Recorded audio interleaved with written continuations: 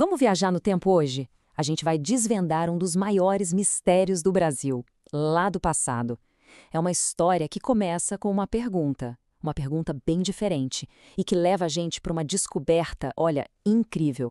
Pois é, parece coisa de história de fantasia, né? Uma montanha feita de conchinhas. Mas o mais maluco é que isso é de verdade.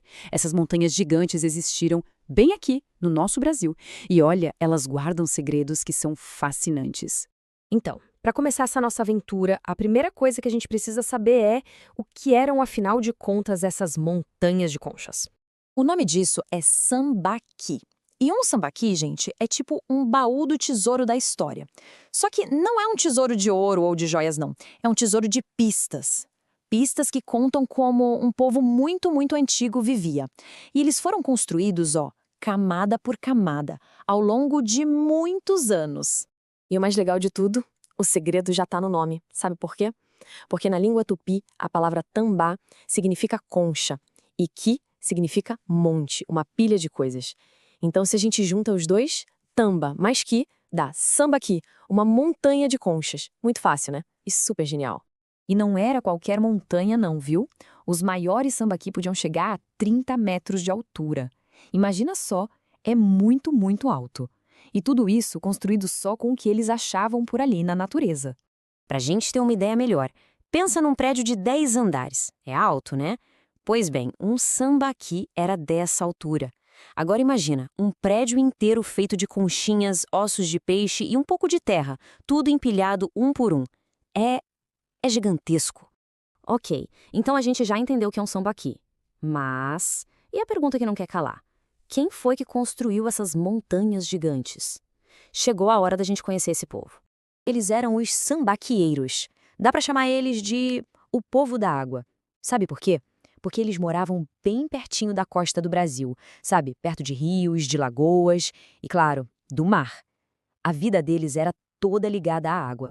Então vamos lá, como será que era um dia na vida de um sambaqueiro? Bom, as pistas que eles deixaram para trás, bem lá nos sambaquis, contam essa história pra gente. Olha só o que tinha no cardápio deles. Eles eram pescadores, mas pescadores incríveis.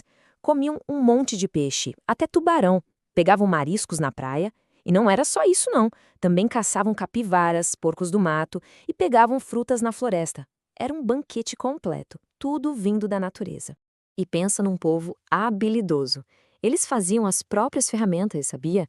Criavam anzóis de pesca usando ossos, faziam cestos e esteiras e até construíam canoas enormes para conseguir pescar lá no meio do mar.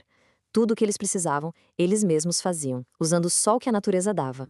Mas essas montanhas de conchas não eram só um monte de resto de comida, não. Dentro delas estavam escondidos os maiores tesouros e os segredos mais importantes dos sambaqueiros. E agora vem o maior segredo de todos. Os sambaquis não eram lixões, nem só um lugar para morar em cima. Na verdade, eles eram cemitérios. Eram lugares sagrados, muito especiais, onde eles enterravam as pessoas que eles amavam, sabe? Com cerimônias, com homenagens. É por isso que eles cresceram tanto e eram tão importantes para eles. E não para por aí. Eles também eram artistas, e artistas incríveis. Lá dentro dos sambaquis, os pesquisadores acharam umas esculturas maravilhosas, que eles chamam de zoólitos. São bichinhos, sabe? Peixes, pássaros, tudo esculpido em pedra e osso com uma perfeição, nossa, é pura arte. E além dessas esculturas pequenas, eles também faziam desenhos enormes em rochas que ficavam ali por perto. Desenhos com umas formas e padrões bem misteriosos. A verdade é que ninguém sabe exatamente o que eles queriam dizer com esses desenhos. E isso deixa tudo com um ar de mistério ainda maior, né? Tá bom, mas se esse povo era tão incrível, para onde eles foram? O que aconteceu com os sambaqueiros? Sumiram? Na verdade, a resposta não é um desaparecimento misterioso. É uma história longa, uma história de mudança. É que, depois de milhares e milhares de anos, outros povos começaram a chegar. Grupos novos, como o pessoal que falava tupi-guarani, foram chegando nas terras onde os sambaqueiros viviam.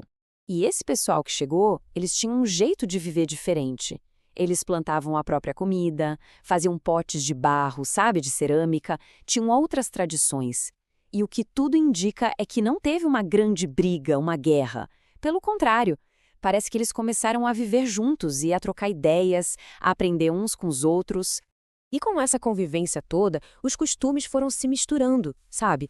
O jeito de viver dos sambaqueiros foi mudando aos pouquinhos, se misturando com o jeito dos novos vizinhos, até que, com o tempo, eles deixaram de ser um povo separado. Eles se tornaram parte de uma história nova que estava começando. Mas calma, que a história não acabou aí não. A gente precisa pensar numa última coisa. Por que que depois de tanto tempo, esses lugares ainda são tão importantes pra gente hoje? É que cada sambaqui é como se fosse um livro. Um livro de história feito de conchas, que conta pra gente como era a vida no Brasil há milhares de anos. Cada conchinha, cada ossinho é como se fosse uma página desse livro gigante. Por isso que é tão importante cuidar dos sambaquis. Proteger eles é proteger a nossa própria memória, a nossa história. Eles são tesouros muito preciosos que ligam a gente a um passado super distante e ajudam a gente a entender melhor de onde viemos. Uau, as montanhas de conchas revelaram o mundo inteiro pra gente, né? E isso faz a gente pensar que outros segredos incríveis do passado será que ainda estão por aí, escondidinhos, só esperando a hora de contar a história deles pra gente.